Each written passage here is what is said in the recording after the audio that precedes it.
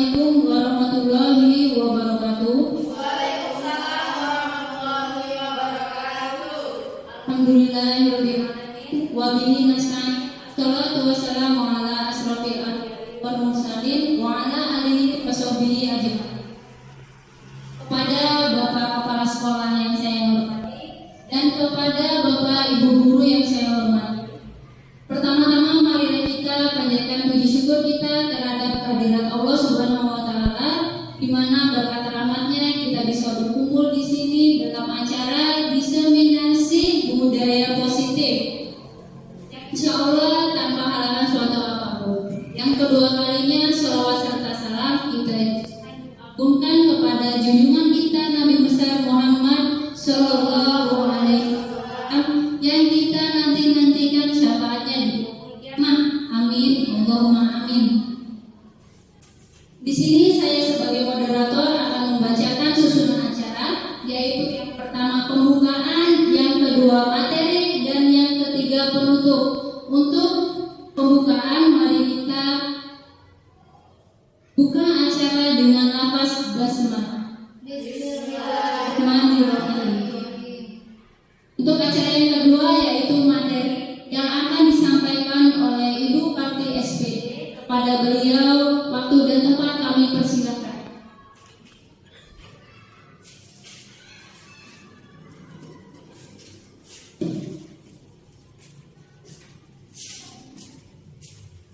Assalamualaikum warahmatullahi wabarakatuh. Waalaikumsalam warahmatullahi wabarakatuh. Yang terhormat Bapak Kepala Sekolah SDN Bapak Abdul Latif SDI. Yang terhormat Bapak Ibu Guru SDN Bimbing Sari. Pertama-tama marilah kita panjatkan puji syukur kehadirat Allah Subhanahu wa taala yang mana telah memberikan nikmat sehat kepada kita sehingga kita bisa kumpul di gedung SDN Bimbing Sari. Alhamdulillah, saya ucapkan terima kasih kepada Bapak Ibu Guru yang sudah menyempatkan hadir untuk memenuhi undangan dari kami dalam acara diseminasi budaya positif guna meningkatkan kedisiplinan sekolah. Salawat serta salam marilah kita sanjung agungkan kepada junjungan kita Nabi Allah Muhammad Sallallahu Alaihi Wasallam. Mudah-mudahan kita semua mendapat syafaat di yaumil akhir nanti. Amin, Allahumma amin. Bapak Ibu, saya di sini tidak bermaksud untuk menggurui. Saya di sini sama dengan panjenengan, masih dalam tahap belajar. Nah, untuk itu mari kita belajar bersama guna meningkatkan kedisiplinan sekolah kita dengan pembiasaan-pembiasaan yang positif. Oke, Bapak Ibu? Nah, langsung saja kita ke materi ya Bapak Ibu ya. Sebelumnya saya ucapkan selamat datang Bapak Ibu Guru hebat. Mari kita belajar bersama, berkolaborasi, saling mendukung demi mewujudkan disiplin positif di sekolah kita. Tepuk tangan dulu. Terima kasih. Nah, pada konsep utama modul budaya positif itu ada perubahan paradigma belajar, disiplin positif, kebutuhan dasar manusia, motivasi perilaku manusia, posisi kontrol restitusi, keyakinan kelas, dan segitiga restitusi. Ini akan kita ulas satu persatu ya Pak Ibu ya. Yang pertama tentang perubahan paradigma belajar. Pembelajaran dengan paradigma baru. Pembelajaran dengan paradigma baru ini dirancang dengan prinsip pembelajaran yang berdiferensiasi sehingga setiap murid belajar sesuai dengan kebutuhan dengan tidak membedakan kodrat anak guna mewujudkan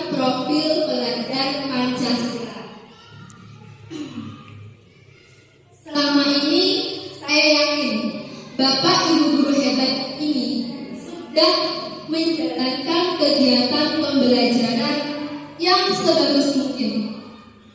Hal itu terbukti bahwa Bapak Ibu sudah bisa menuntun anak dalam pembelajaran sesuai dengan kodrat anak, tidak membeda-bedakan dari karakter anaknya, tidak membeda-bedakan dari anak itu dari golongan ekonomi rendah ataupun tinggi, tidak membedakan dia unik ataupun tidak.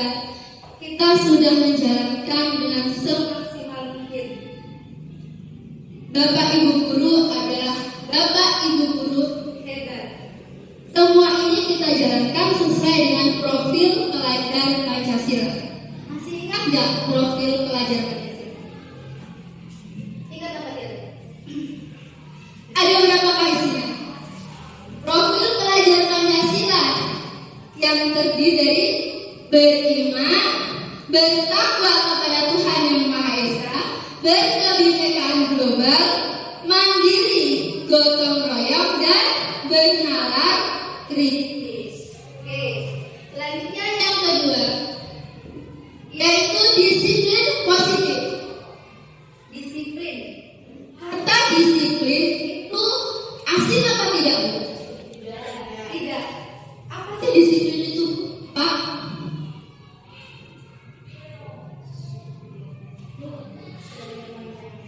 Apa dari disiplin?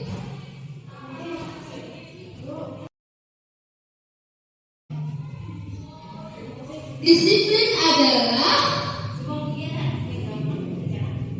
kegiatan yang dilakukan secara teratur. Boleh?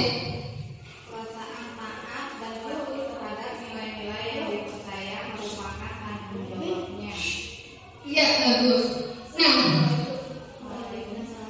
dalam budaya kita, disiplin itu memiliki makna sesuatu yang dilakukan seseorang terhadap orang lain untuk mendapat kepatuhan, dan sering kita jumpai juga bahwa disiplin itu berhubungan dengan ketidaknyamanan.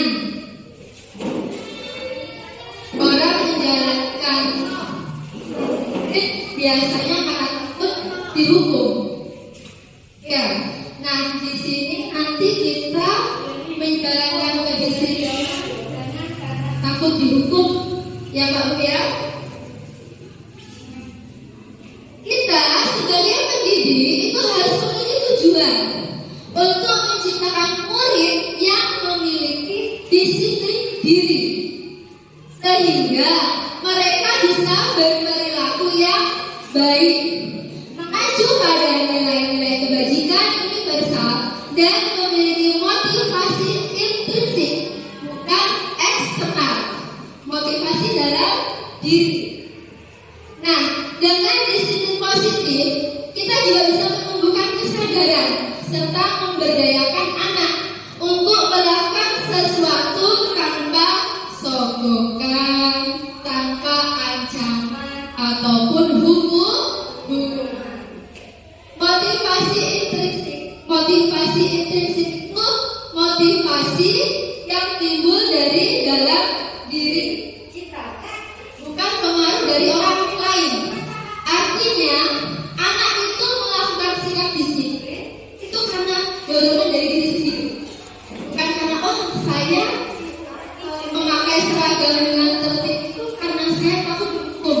Jangan kalau karena takut dihukum, itu artinya dia motivasi eksternal, bukan motivasi dalam diri. Paham Bapak Ibu?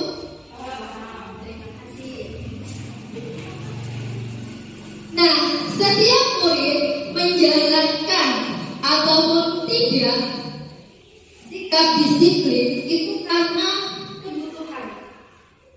Dan kebutuhan dasar itu ada 5. Ada kebutuhan hidup, kasih sayang dan rasa diterima, penguasaan, kebebasan, dan kesenangan. Kebutuhan hidup itu seperti sandang, pangan, papan. Kemudian kasih sayang dan rasa diterima. Kita sering menjumpai murid yang terkadang itu bersikap nyeleneh hanya karena mencari perhatian. Iya kan tidak? Iya. Karena apa? Karena mereka itu merasa ingin diperhatikan. Dia ingin disayang, dia ingin diterima. Kemudian yang ketiga, penguasaan. Kita juga menjumpai murid yang merasa bahwa siswa itu berkuasa. Saya bisa menguasai dengan ini semuanya. Seringnya kita menjumpai murid seperti itu, Pak Bu. Yang keempat, kebebasan, dan kelima, kesenangan. Mereka melaksanakan itu dengan kesenangan mereka. Kalau dia sudah melakukan hal itu, dia merasa senang, dia merasa bebas. Itulah artinya kebebasan dan kesenangan.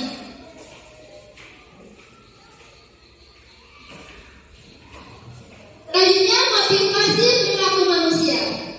Motivasi merupakan dorongan yang timbul pada diri seseorang secara sadar atau tidak sadar untuk melakukan suatu tindakan dengan tujuan tertentu.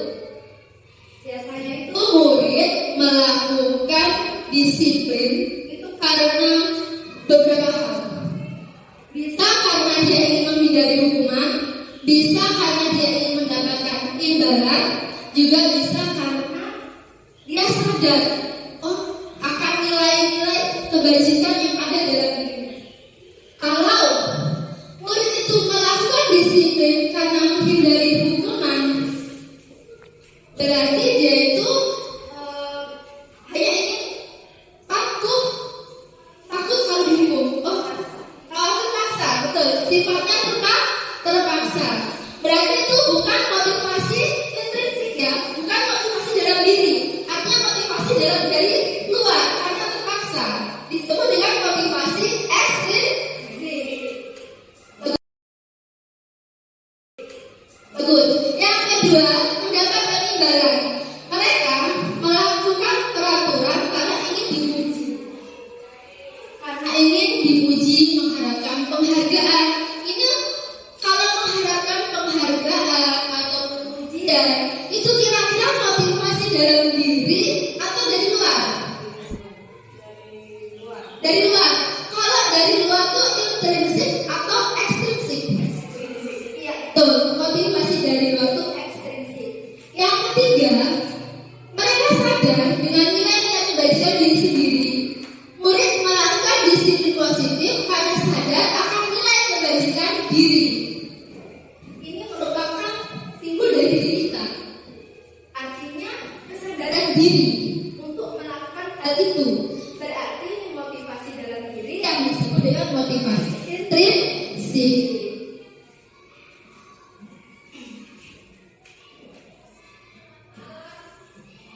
Yang ketiga, selanjutnya, konsep disiplin dengan identitas gagal. Kenapa sih kok gagal? Karena biasanya kegagalan itu dilakukan karena dua hal, hukuman dan penghargaan. Mereka melakukan sikap disiplin itu karena takut dihukum, sehingga bisa menyakitkan, tidak nyaman, murid takut untuk jujur, murid menyembunyikan masalahnya, dia tidak jujur, kemudian murid merasa rendah diri. Itu kalau berdasarkan hukuman. Kalau berdasarkan penghargaan, jadinya tidak efektif, kemudian menimbulkan sifat iri. Kenapa kok bisa sifat iri? Contoh, murid berprestasi dan murid tidak berprestasi. Murid berprestasi itu mendapat hadiah. Kata murid yang tidak berprestasi, nah yang dapat hadiah dia aja. Kenapa sih nggak aku? Jadi dia iri. Seperti itu ya Pak ya. Kemudian mengajukan kreativitas, lalu merampas hak untuk menghargai dirinya. Jadi dia dia itu tidak menghargai dirinya. Dia melakukan kreativitas, tidak mau berkembang karena tidak mendapatkan penghargaan. Seperti itu. Selanjutnya yaitu konsep disiplin dengan identitas sukses. Sukses itu berkaitan dengan konsekuensi dan restitusi. Kalau konsekuensi itu tidak asing ya, Pak Bu. Tapi kalau restitusi, jujur saya itu baru mendengar kata restitusi ya sekarang ini ketika saya mengikuti pendidikan guru penggerak. Sebelumnya saya belum pernah mendengar kata restitusi.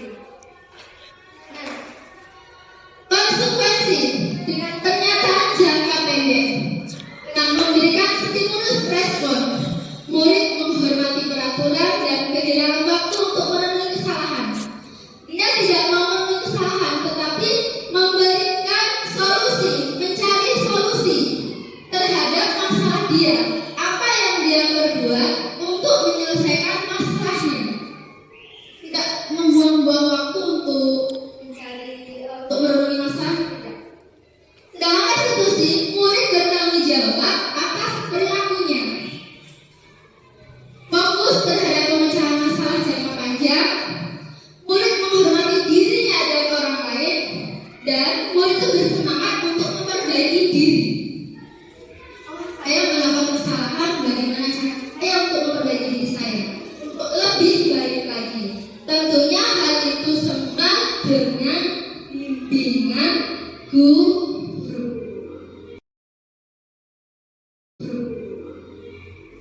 Itu ya Pak Bu. Konsep disiplin pendekatan restitusi. Restitusi adalah proses menciptakan kondisi bagi murid untuk memperbaiki kesalahan sehingga mereka kembali pada kelompok mereka dengan karakter yang lebih baik. Nah, ciri-ciri dari restitusi itu: satu, bukan menebus kesalahan, tetapi belajar dari kesalahan. Yang kedua, untuk memperbaiki hubungan. Yang ketiga, tawaran, bukan paksaan. Jadi kita memberikan tawaran kepada yang tersebut untuk memaksa. Keempat, mencari kebutuhan dasar yang mendasari tindakannya. Yang kelima, fokus terhadap karakter, bukan tindakan. Yang keenam, menguatkan untuk fokus terhadap solusi. Jadi memberikan solusi terhadap masalah tersebut.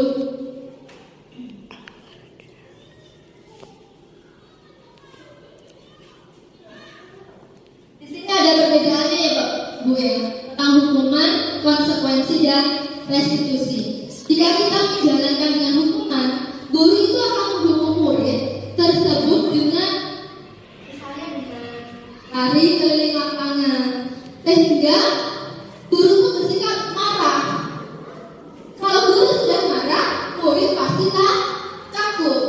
Kalau konsekuensi, contoh yang murid tidak mengerjakan kayak tadi ya Bu ya, guru memberikan konsekuensi untuk menggantikan waktu istirahat sebagai tambahan waktu untuk belajar. Ketika istirahat, karena kamu tadi tidak mengerjakan PR, waktu istirahat silakan dikerjakan. Nah, di situ guru tugas dan murid menghormati peraturan.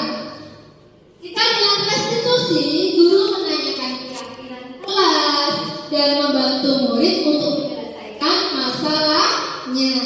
Nah, guru terbuka dan murid menghormati dirinya dan juga orang lain. Nah, ada 5 posisi kontrol. Yang pertama, menghukum. Yang kedua, membuat merasa bersalah. Yang ketiga, 4, memantau. Dan yang terakhir adalah yang paling tinggi yaitu posisi manajer. Contoh beberapa 5 posisi kontrol misalnya murid tidak mengerjakan PR tadi. Dengan posisi menghukum,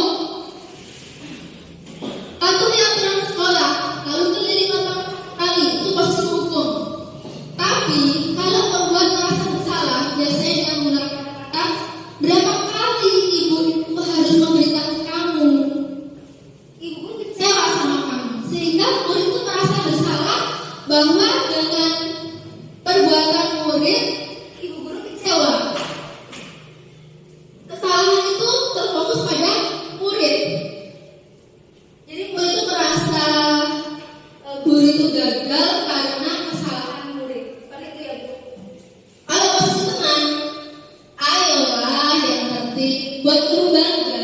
Kali ini tak apa-apa. Seperti itu. Nah, kalau posisi teman, misal dengan guru A, dia bisa menghormati, tetapi dengan guru yang lain belum tentu, Karena dia sudah terbiasa menganggapnya sebagai teman. Nah, kalau posisi pemantau, kamu sudah melanggar apa peraturan dan konsekuensinya. Kamu sudah melanggar apa, melanggar peraturan apa, dan bagaimana konsekuensinya itu kalau posisi memantau. Kalau posisi manager, itu dengan menanyakan keyakinan kelas. Apakah kamu tahu kesalahannya? Penyebabnya itu apa? Kemudian, kira-kira bagaimana cara kamu untuk memperbaiki kesalahan tersebut? Posisi manajer itu membimbing murid untuk mempertanggungjawabkan kesalahannya berdasarkan keyakinan kelas yang sudah disepakati. seperti itu.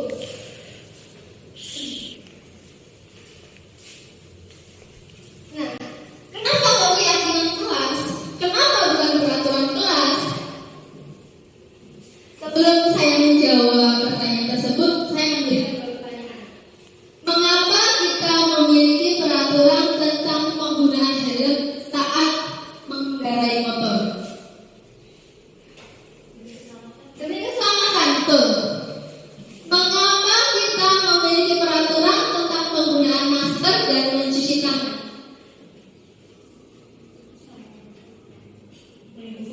Demi kesehatan, betul.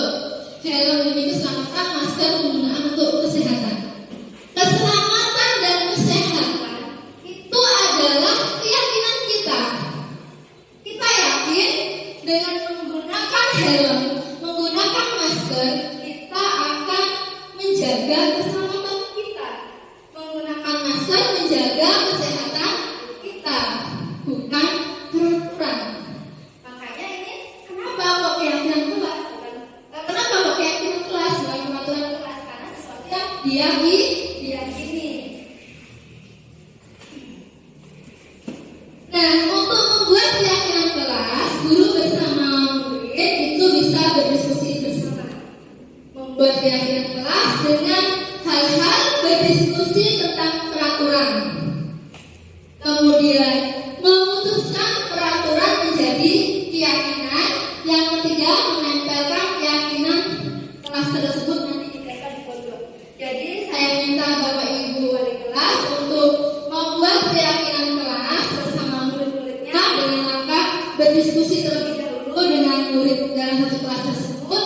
Kemudian memutuskan dari peraturan tadi menjadi suatu keyakinan. Setelah itu yang terakhir, apa yang sudah diputuskan tadi ditempel di kertas kecil-kecil, kemudian ditempel di bagian pojok. Ya, ini saya contohkan kelas saya sudah membuat keyakinan kelas. Gambar yang pertama, berdiskusi tentang peraturan. Saya bersama murid-murid saya berdiskusi peraturan apa yang ada. Setelah itu memutuskan dari peraturan tadi menjadi sebuah keyakinan. Dan yang terakhir, menempelkan keyakinan tersebut di pojok. Boleh pojok, boleh bagian depan, terserah. Nah, keyakinan kelas untuk kelas 5. Ini ketika saya memutuskan keyakinan ya Bu ya. Kan ditulis dulu tuh di papan tulis. Bermusyawarah dengan anak-anaknya, ditulis di papan tulis.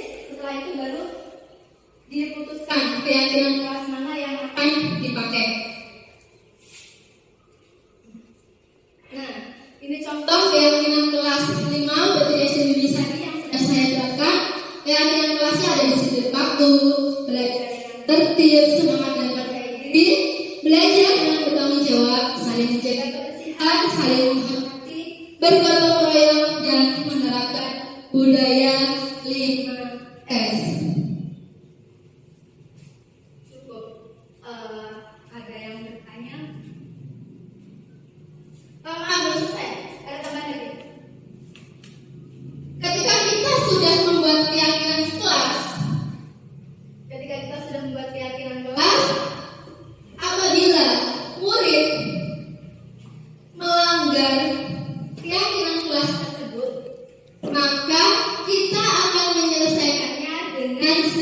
segitiga restitusi. Ketika menyelesaikan dengan segitiga restitusi, itu kita mengacu kepada keyakinan kelas kita. Dan video masalah menyelesaikan masalah dengan segitiga. Nah, dalam video tadi itu kan ditampilkan bahwa ada seorang murid yang tidak mengerjakan PR. Di situ saya memberikan pertanyaan, kenapa Widya tidak mengerjakan PR? Kata Widya, karena saya ngomong Bu, saya ngomong pulang sekolah itu ngomong. Terus saya bertanya lagi, biasanya kamu kalau mengerjakan PR apa hanya siang hari? Tidak Bu, biasanya saya mengerjakan PR kalau tidak pulang sekolah ya malam sedang mengaji. Tetapi ketika malam itu saya ngantuk pulang ngaji langsung tidur. Nah, setelah itu saya menyampaikan, nah, mengaji, ngomong itu adalah hal yang baik, tidak salah, itu hal yang baik. Tetapi kamu sebagai murid tetap harus memiliki rasa tanggung jawab untuk mengerjakan PR. Nah, setiap manusia itu melakukan kesalahan wajar. Ibu juga manusia biasa yang selalu sering melakukan kesalahan, karena saya bukan manusia sempurna. Nah, kira-kira ketika Widya tidak mengerjakan PR itu melanggar keyakinan kelas apa tidak? Widya menjawab melanggar. Nah, melanggar keyakinan kelas yang mana? Rasa tanggung jawab Bu mengerjakan PR tidak tepat waktu. Nah, kalau dia sudah mengetahui melanggar keyakinan kelas, rasa tanggung jawab tidak mengerjakan PR tepat waktu, solusi apa yang akan kamu tempuh? Kata Widya, saya akan ngomong setelah saya mengerjakan PR. Tapi kalau PR-nya susah, terus tidak selesai, bagaimana? Akan saya lanjutkan malam setelah mengaji. Nah, artinya Widya bisa memperbaiki kesalahannya dengan melihat kembali keyakinan-keyakinan kelas yang sudah disepakati pada kelas tersebut. Jadi nanti Bapak Ibu membuat keyakinan kelas semua ya Pak Bu ya, dari kelas 1 sampai kelas 6. Dibuat ditempel di pojok kelas. Dengan adanya keyakinan kelas tersebut, kita bisa menjalankan dan bisa memberikan efek jerah kepada anak yang melanggar. Tetapi ini tidak langsung selesai, tidak sekali selesai dengan restitusi itu. Kita bisa melakukan berkali-kali. Jelas Pak Bu? Jika jelas, adakah yang ingin bertanya?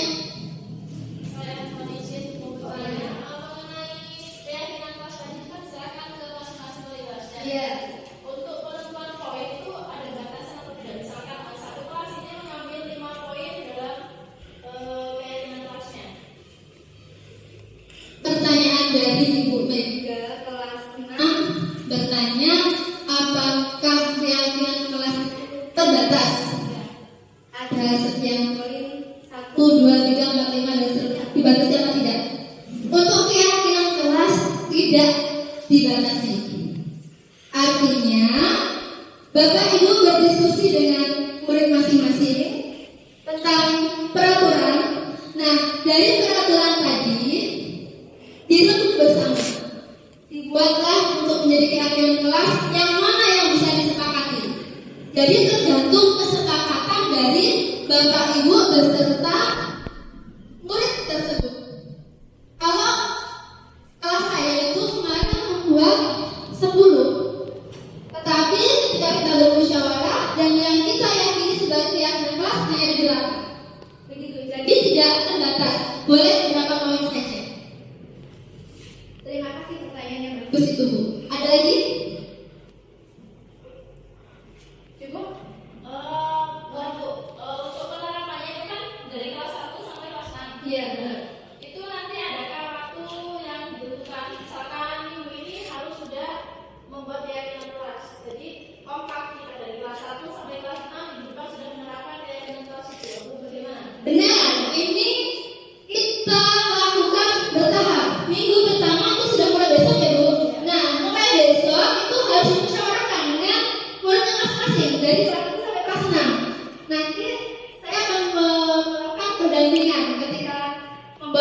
depan kelas, saya bisa kok hadir di situ.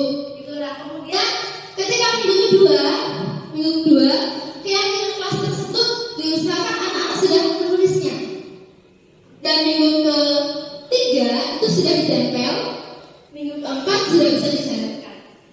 begitu Bu. Baik, terima kasih atas penjelasannya. Sama-sama. Itu pertanyaan yang luar biasa dan Ya, mudah-mudahan dengan apa yang sudah saya sampaikan ini bisa dijalankan karena di sini saya bukan menggurui ya Bu ya, kita belajar bersama. saya tidak Gurui, saya yakin Bapak Ibu guru di sini adalah guru yang hebat. begitu. Masih ada? Mungkin cukup. Oke, Saya saya akhiri. Assalamualaikum warahmatullahi wabarakatuh. Waalaikumsalam. Baiklah, Itu tadi materi yang disampaikan oleh Ibu Pati dan sedikit tambahan Ibu Ismawati.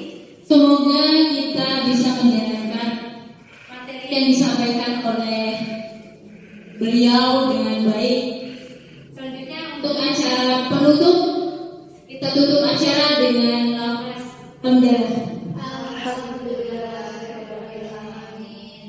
Lebihnya saya mohon